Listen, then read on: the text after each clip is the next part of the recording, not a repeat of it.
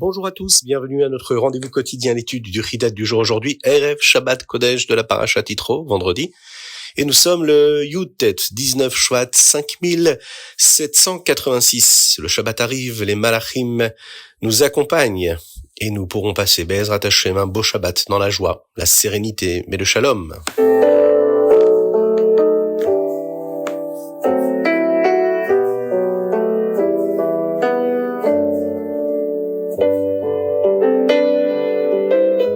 Commençons par notre Chumash. Le Ham Israël est maintenant rassemblé au pied du mont Sinaï. Hachem a fait descendre le ciel sur la montagne. C'est le texte qui le dit. C'était le moment où le Ham Israël verrait Hachem le plus clairement possible.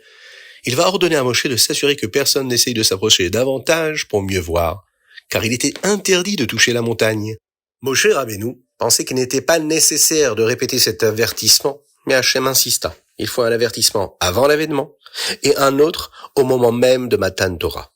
Enfin, après les préparatifs, Akadosh Baruch Hu a donné la Torah et il va de cette façon la conférer à chaque juif, le mérite, le zchut, le privilège, mais bien sûr aussi la acharayut, c'est-à-dire la responsabilité d'observer toutes les mitzvot.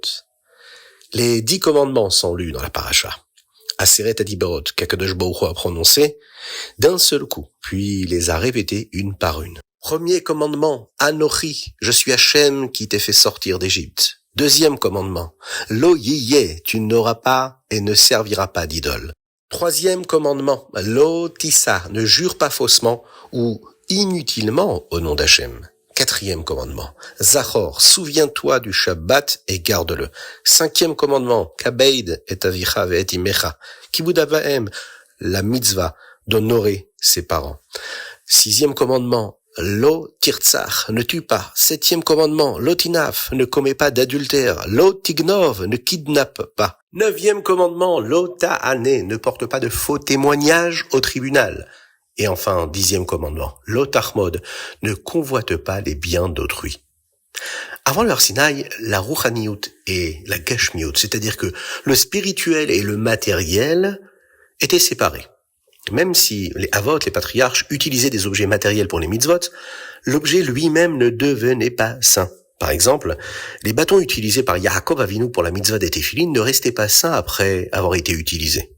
Mais à Matan Torah, le ciel est descendu sur terre, c'est-à-dire que un objet matériel devient rempli de gdusha lorsqu'il est utilisé pour une mitzvah. C'est aussi pourquoi certains commandements semblent évidents, comme ne pas kidnapper. Après le Har Sinaï, ces lois qui étaient logiques deviennent des mitzvot divines. Car si nous n'agissons que par logique, nous risquons, comme beaucoup de nations dans l'histoire, de changer nos principes par cruauté quand cela nous arrange. Seule la Kabbalatol, c'est-à-dire le fait d'accepter le joug divin d'Akadosh Baruch Hu, c'est uniquement cela qui nous garantit une chose, celle de respecter les mitzvot, même quand c'est difficile et même quand notre logique et nos pulsions pourraient nous faire outrepasser l'acceptation même de la morale ou des valeurs. Naase venishma. On fera et on comprendra plus tard. Mais on fera parce qu'on est attaché à Hachem et on sait que notre salut vient de cela, de cette connexion à l'infini. Du Saint béni soit-il.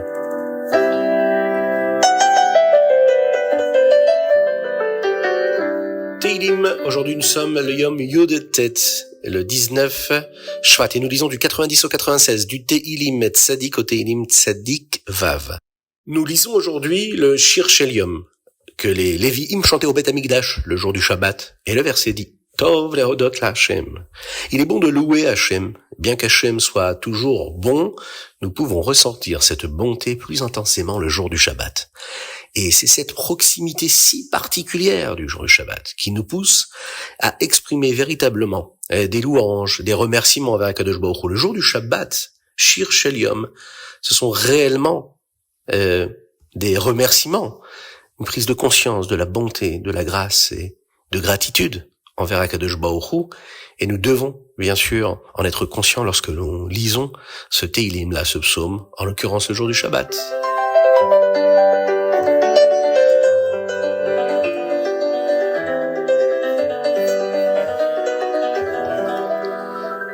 Et nous passons tout de suite au Tanya du jour.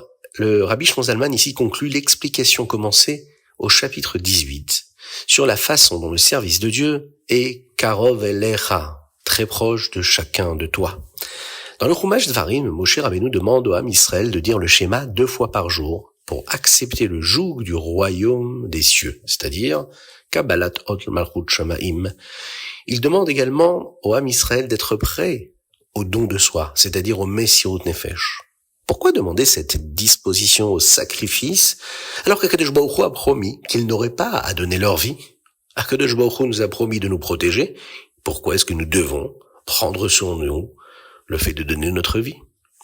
Eh bien, le Rabbi Shlomo Zalman nous l'explique. Parce que Moshe Rabbeinu voulait que le Ham Israël utilise la Ahava Mesuteret qu'ils avaient en eux.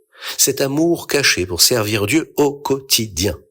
Et cette force-là, ils peuvent la puiser de cette décision-là qu'ils ont prise de faire Messirut Nefesh. En réalité, nous donnons notre vie tous les jours, à chaque fois qu'on est confronté à une avéra, à chaque fois qu'on est confronté à cette non-volonté d'accomplir la volonté de Dieu, par paresse, comme le Rabbi Shlomo Zalman nous l'a expliqué hier dans le Tanya, par fainéantise, par tristesse parfois, mais qui est en réalité ce qui découle de la paresse, la tristesse.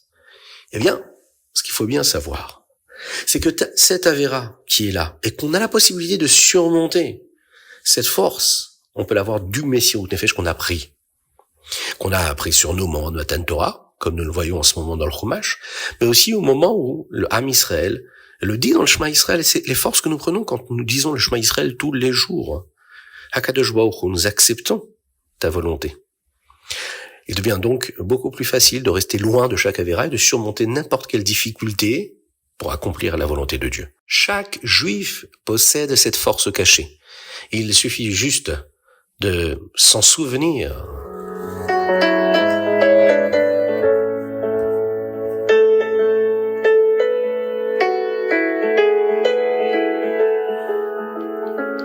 Hayom Yom Yud Tet Shvat. Le Rambam définit la toute première mitzvah comme étant le premier mot des Aseret Adiberot. Savoir qu'il y a un créateur qui fait tout exister. Cette mitzvah-là est unique. Le Hayom Yom nous le rappelle. Les tfilin ou la tzedaka utilisent les mains. Aller à la shul pour aller faire la tfila ou aller étudier, cela nécessite d'utiliser les pieds. La havdalah, par exemple, que nous faisons, après le Shabbat, utilise les yeux. Ce qui est important de regarder les bougies avec lesquelles nous faisons la havdalah. Parler avec élégance, parler positivement, cela nécessite d'utiliser la bouche.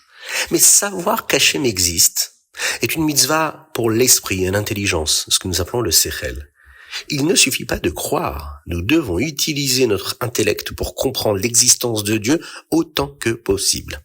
Nous accomplissons cela comment? Eh bien, en étudiant la Chassidoute.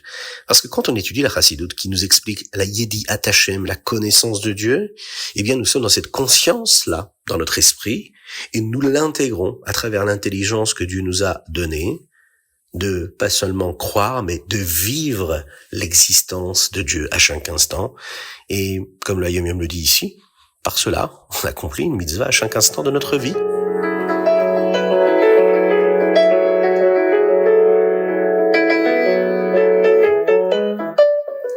Rambam. Ici, nous étudions le Minyan HaMitzvot, le décompte des mitzvot. Et le Rambam répertorie les 14 livres de son code de loi, le Yad HaChazaka.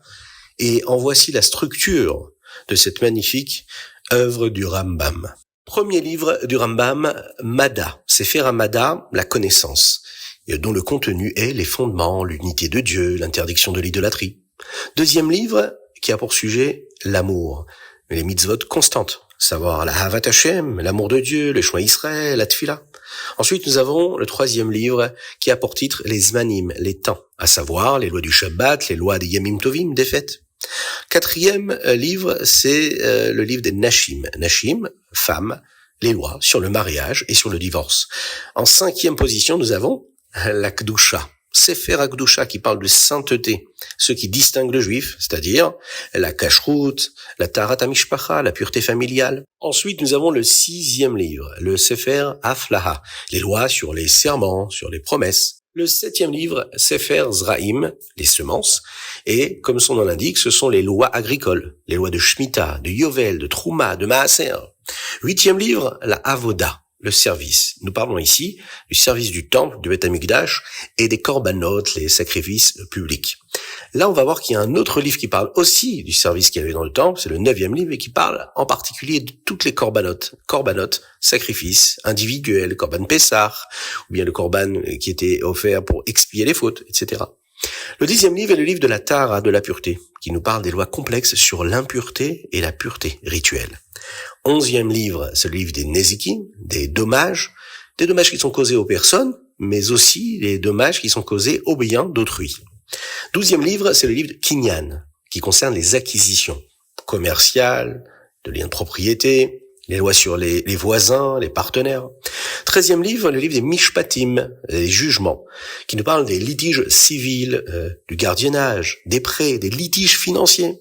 Et enfin, le 14e livre, c'est le livre des Shoftim, les juges, les Sanhédrin, les punitions, les lois sur le roi, et bien sûr, le sujet initial, le sujet qui accomplit tous les autres, qui est le but de tous les autres, à savoir les lois de Mashiach, de la Géoula, de la délivrance, totale et complète.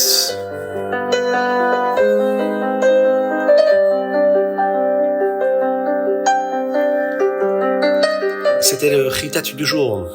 Je vous invite à le partager avec le plus grand nombre. Que Dieu vous bénisse pour cela. Envoyez-nous vos dédicaces par WhatsApp, plus 33 621 37 24 52. Vous pouvez trouver également les derniers épisodes sur Spotify, sur YouTube, sur Apple. Vous avez la possibilité de retrouver tous les chitats de chaque jour pour les rattraper, si vous en avez manqué un. N'hésitez pas à nous envoyer vos remarques, toujours à ce même numéro. Soyez bénis à l'infini, matériellement et spirituellement, que l'on puisse passer, Bezrat Hashem, un bon Shabbat dans la paix, la sérénité, la tranquillité, la joie véritable et la bénédiction véritable dans l'abondance pour chacun.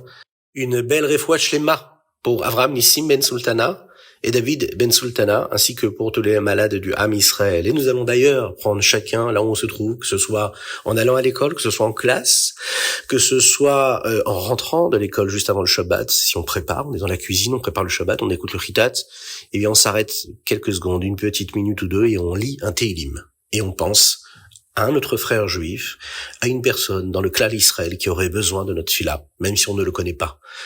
À très bientôt, Shabbat Shalom, et toujours Be'ezrat Hashem dans la joie, avec la venue de Mashiach.